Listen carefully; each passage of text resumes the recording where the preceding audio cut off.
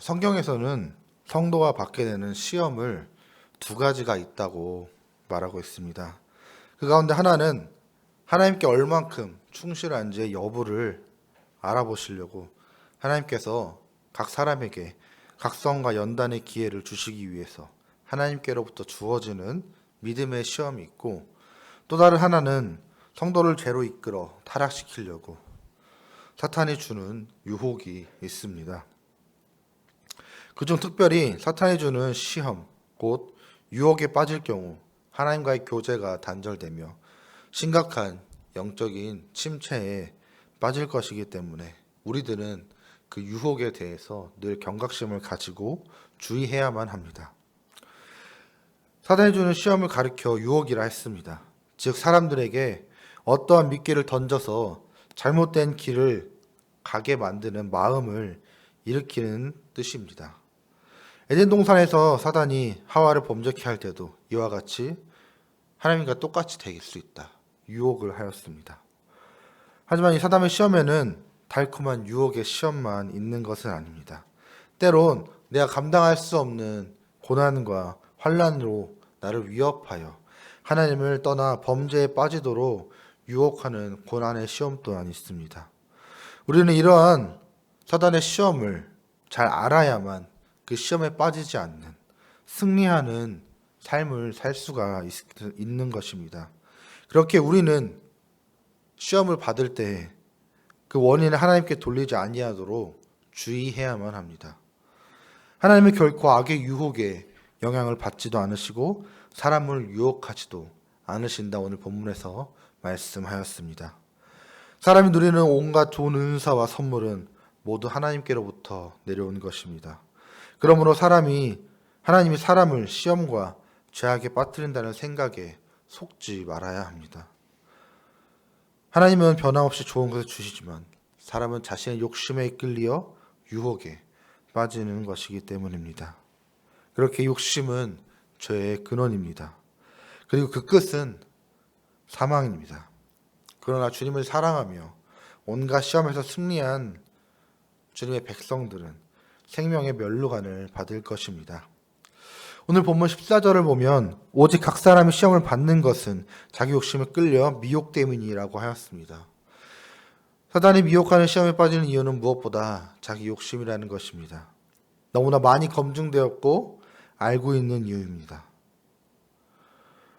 사단이 미혹하는 시험에 빠지는 이 중요한 원인을 우리는 늘 기억하고 경계하고 있어야만 합니다.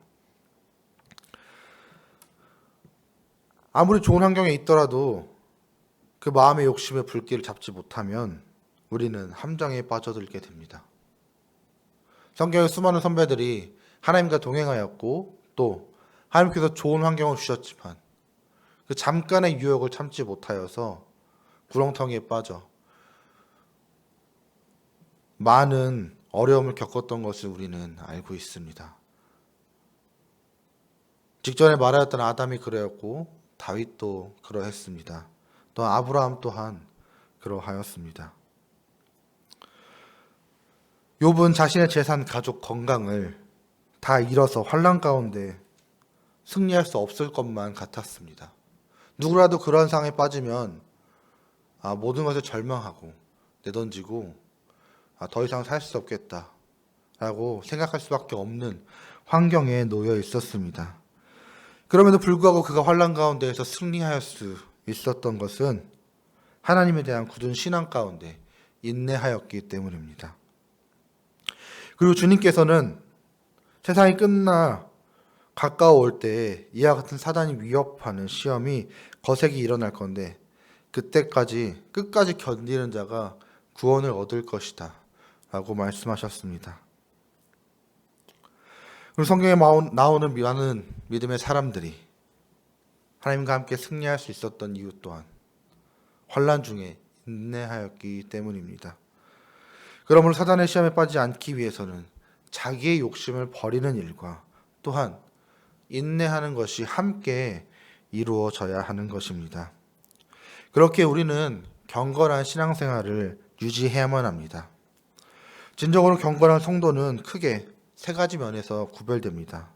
첫째로 말하는 것과 성내는 것을 적절하게 통제합니다. 무분별하게 내 생각이 옳다고 이야기하지도 않으며 자기 자랑을 쏟아내며 사람들에게 꺼리낌을 만드는 행위는 하나님의 의를 이루지 못하기 때문에 삼가해야 한다는 것입니다.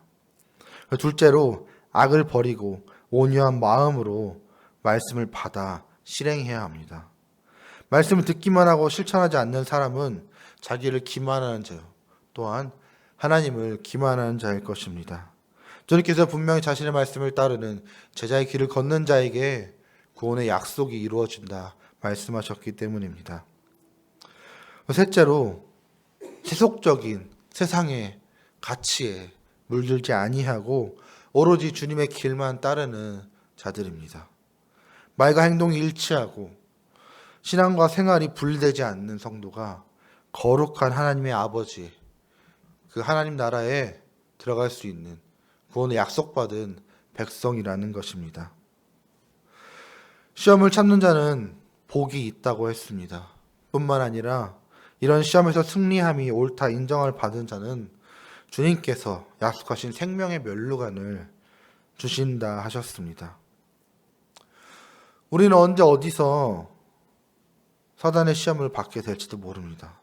또 어떠한 방법으로 우리에게 공격이 들어올지도 안타깝지만 알 수 없습니다. 이럴 때 우리는 세상을 향한 육신의 정욕과 안목의 정욕과 또한 나 자신의 자랑함, 이런 것들을 다 버리고 주의 말씀 위에 굳게 서기를 원합니다. 또한 위로부터 내려오는 주님의 그 큰 사랑과 은혜를 사모하는 신앙생활을 우리가 더더욱 노력하고 매진해야 할 것입니다.